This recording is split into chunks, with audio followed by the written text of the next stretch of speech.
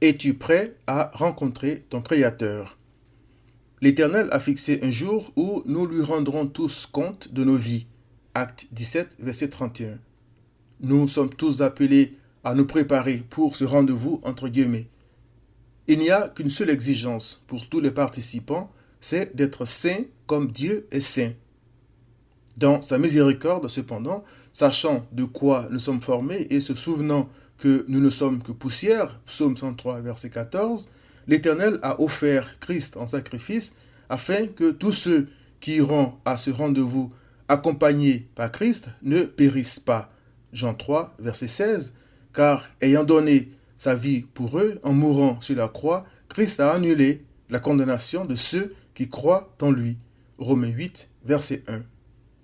Puisque Dieu n'est pas un dictateur, tout pécheur est libre d'ignorer Christ à ses risques et ses périls pour être à ce rendez-vous comme il veut.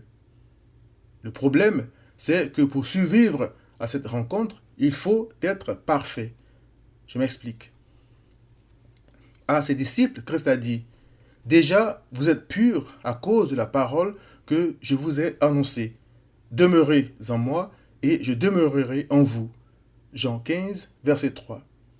Ses disciples étaient purs en Christ parce qu'ils avaient entendu la parole de Christ, avaient cru qu'il était le Messie et demeuraient avec lui dans sa parole. N'est-il pas écrit « Car nul ne sera justifié devant lui, c'est-à-dire l'Éternel, par les œuvres de la loi, puisque c'est par la loi que vient la connaissance du péché. Mais maintenant, sans la loi, est manifestée la justice de Dieu par la foi en Jésus-Christ pour tous ceux qui croient. Romains 3, versets 20 à 22. Malgré ça, beaucoup se sont lancés à la poursuite de leur propre justice en cherchant à offrir le sacrifice de leur propre obéissance plutôt que celui de Christ. Le Seigneur a dit, « Ce ne sont pas ceux qui se portent bien qui ont besoin de médecins, mais les malades. Je ne suis pas venu appeler à la repentance des justes, mais des pécheurs. » Luc 5, 31 à 32. Christ parlait ainsi à des pharisiens et à des scribes qui se croyaient justes parce qu'ils s'abstenaient de beaucoup de choses et vivaient d'une manière extrêmement stricte. Or, Christ a dit qu'il fallait bien plus que ça pour entrer dans le royaume des cieux.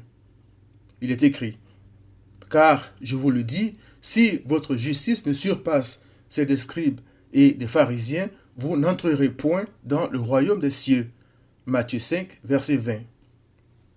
Par son sang, Christ a obtenu pour tous les croyants la justice parfaite de Dieu qui permet d'entrer dans le royaume des cieux.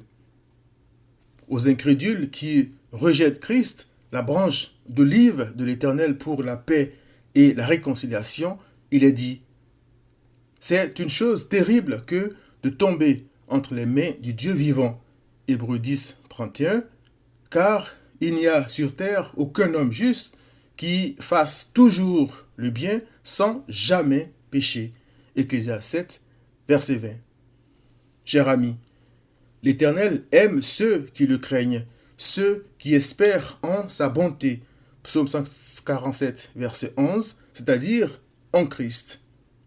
Es-tu prêt à rencontrer ton Créateur? Es-tu saint comme il est saint? Sinon, viens à Christ.